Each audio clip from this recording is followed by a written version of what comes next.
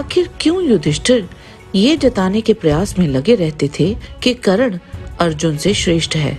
क्या ये उनकी अर्जुन के प्रति ईर्ष्या थी या वास्तविकता ही यही थी? क्यों युधिष्ठिर अपने ही भाई को उसके सबसे बड़े प्रतिद्वंदी के सामने निम्न ठहराते थे? इस बात का उत्तर आपको भी हैरान कर देगा, तो इस वीडियो के अंत तक बने रहें।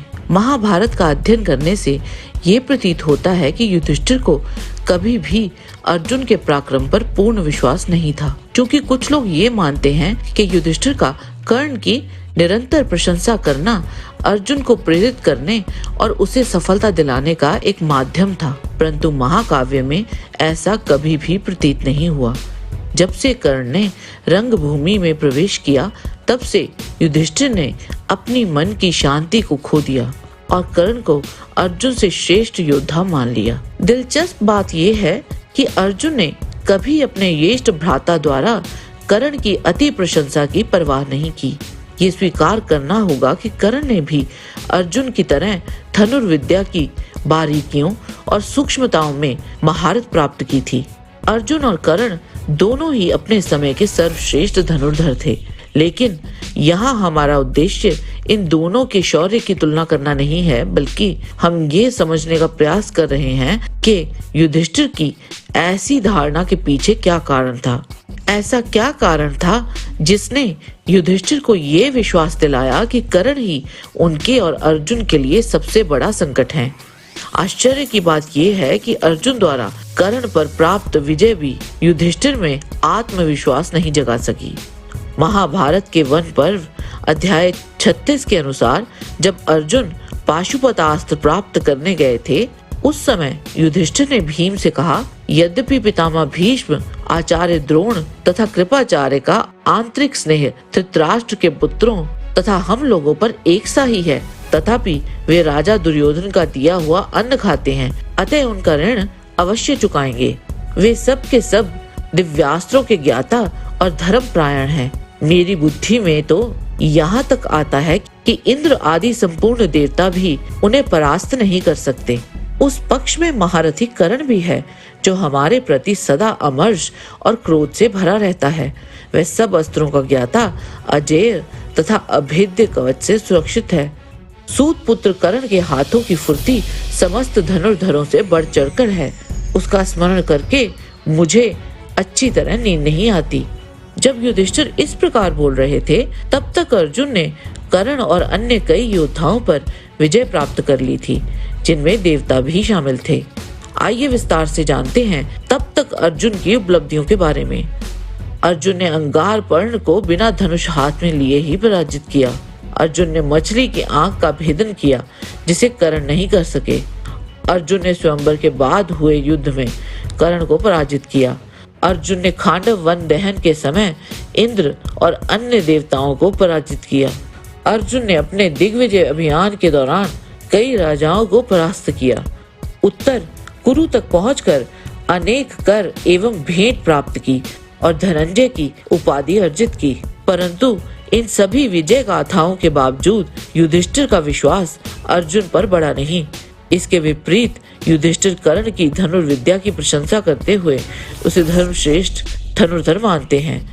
महाभारत के आदि पर्व अध्याय 134 के अनुसार गुरु द्रोण के गुरुकुल में अर्जुन और कर्ण सहित सभी को समान रूप से अस्त्र विद्या का उपदेश प्राप्त होता था। तो भी अर्जुन अपने विशिष्ट प्रतिभा के कारण अकेले ही समस्त कुमारों में अतिरथी हुए। बुद्धि, मन की एकाग्रता, बल और उत्साह के कारण वे संपूर्ण अस्त्र विद्याओं में प्रवीण हुए। लेकिन युधिष्ठिर ने ऐसा कथन करने से पहले ना अपने भाई की बुद्धिमत्ता को महत्व दिया, ना उनके कठिन परिश्रम को, ना ही उनकी असंख्य उपलब्धियों को। यह अर्जुन की महानता थी कि उन्होंने अपने भाई के शब्दों को कभी भी अपने मनोबल पर प्रभाव नहीं डालने दिया। उन्होंने कभी आत्मविश्वास को नहीं खोया। उनकी जगह कोई और होता तो विचलित हो जाता, निराश हो जाता और अंततः अवसाद में डूब जाता। लेकिन अर्जुन ऐसे नहीं थे। उन्होंने अविचलित और अडिग होकर अपने लक्ष्य की ओर बढ़ना जारी रखा। कैसे निश्चित हो कि कौन श्रेष्ठ था? इसका एकमात्र मार्ग है प्रदर्शन, जिससे किसी योद्धा की श्रेष्ठता निर्धारित की जा सकती है। जैसा कि हमने पहले बताया है कि वन पर्व तक अर्जुन ने अनेक महान विजय प्राप्त कर ली थी। ये सब युधिष्ठिर को निश्चित करने और उन्हें आश्वस्त करने के लिए प्राप्त होना चाहिए था, लेकिन उन्होंने ऐसा नहीं किया। पूरे महाभारत में हम कई ऐसे प्रसंग देखते हैं जहां युधिष्ठिर ने कर्ण को अर्जुन से श्रेष्ठ माना, लेकिन किसी ने उनसे ये नहीं पूछा कैसे। युधिष्ठिर की कर्ण को लेकर असुरक्षा की भावना 17वें दिन तक बनी रही। उन्होंने सारी सीमाएं लांघ दी। जब उन्होंने अर्जुन को कठोर शब्दों में दोषी ठहराया और यहाँ तक कि उससे अपना गांडीव किसी और को दे देने के लिए कहा ताकि कर्ण को मारा जा सके। महाभारत के कर्ण पर्व अध्याय 68 के अनुसार जब कर्ण के हाथों बुरी तरह से घायल हुए युधिष्ठिर का हाल जानने के लिए अर्जुन युधिष्ठिर के शिविर में पहुंचे तो वहां युधिष्ठिर अर्जुन से बोले, कुंती नंदन, श्रेष्ठ धनुष गांडीव को लेकर तथा भगवान श्री कृष्ण जैसे सारथी के द्वारा संचालित होकर भी तुम कर्ण से भयभीत होकर कैसे भाग आए? यदि तुम आज रणभूमि में विचरते हुए इस भयानक वीर राधापुत्र कर्ण का सामना करने की शक्ति नहीं रखते, तो अब ये गांडीव धनुष दूसरे किसी ऐसे राजा को दे दो जो अस्त्र बल में तुमसे बढ़कर हो।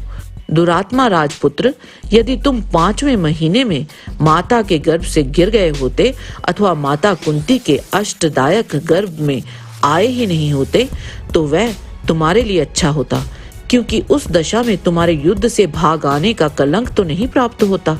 धिक्कार है तुम्हारे इस गांडीव धनुष को, धिक्कार है तुम्हारी भुजाओं के पराक्रम को, धिक्कार है तुम्हारे इन असंख्य बाणों को, धिक्कार है हनुमान जी के द्वारा उपलक्षित तुम्हारी इस ध्वजा को, तथा धिक्कार है अग्निदेव के दिए हुए इस रथ को।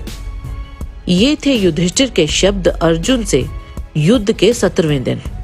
असहनीय, अव्यवहारिक। ध्यान देने योग्य बात यह है युधिष्ठिर की कर्ण के प्रति असीम प्रशंसा और उससे गहरी भय भावना।